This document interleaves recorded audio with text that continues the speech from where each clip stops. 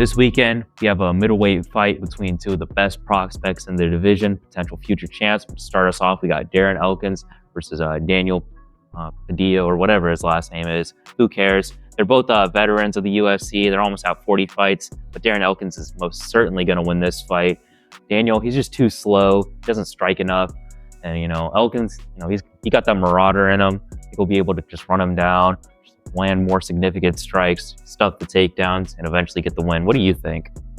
I agree that Darren Elkins is going to win. I just feel like Pineda's he attacks too slow. And I think it's just going to be an uphill climb for Pineda to take down Elkins. I'm going to give it Elkins to win on this one.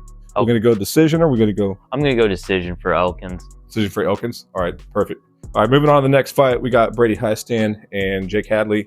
I really think that this is kind of a lock for Jake Hadley. I don't really understand why the bookies are giving Hadley as the underdog, because Hadley's just so much faster than Hiestand. Oh yeah, this is most certainly Hadley's fight. He's way more technical. He's an amazing boxer, really good jiu-jitsu as well. He's just gonna push down Hadley, and he's just gonna land on him way more.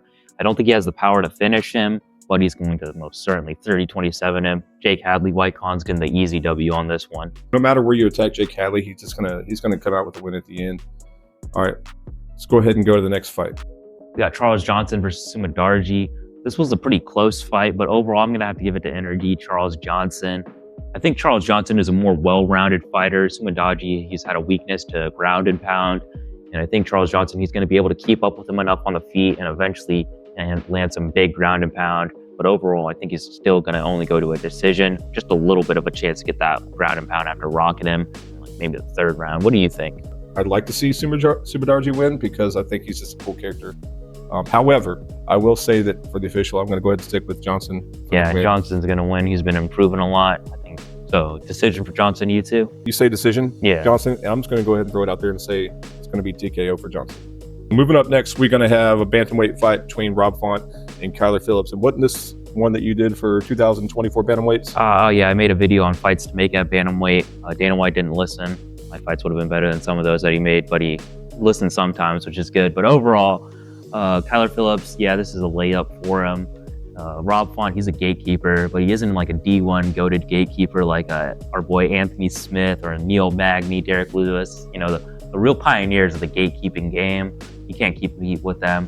Kyler Phillips is going to outstrike him the whole time. Probably get a 30-27. Potential to just exhaust him with so many significant strikes, so he just has to get TKO'd. But it's probably a decision-heavy card I'm feeling for this main card. I agree. Decision for sure. Kyler Phillips has got that young energy, and he just doesn't let up, man. Kyler Phillips comes out like full throttle out the gate. So Kyler Phillips is going to have to take this one.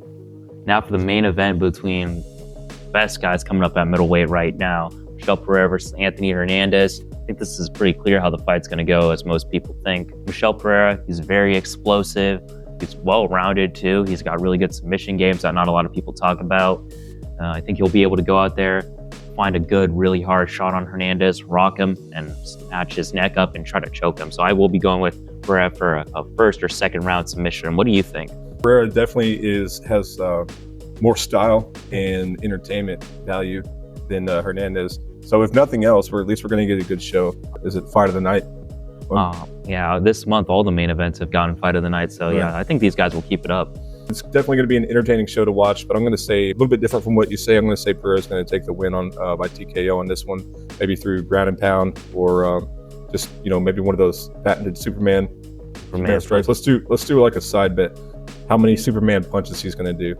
I'm going to say two Superman punches. I think he'll probably be throwing out a good couple of them in the first two rounds, but if it does get to the third round, I think this is over for Pereira, and I think Hernandez does take it. Okay. He's kind of like a Marab or a Colby Covington back in his prime. He could shoot a bunch of takedowns. He has better submission ability than either of those guys too, so maybe even a late round submission for Hernandez.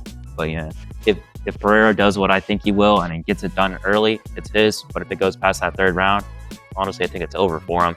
Well, there you have it, man. So we got Fight Night all listed up, and then we have next weekend, we've got 308. Is that right? So looking forward to that one, Holloway and Taporia. We're definitely going to go over all the fights on that one as well. So we'll see you guys next week for 308. See you then.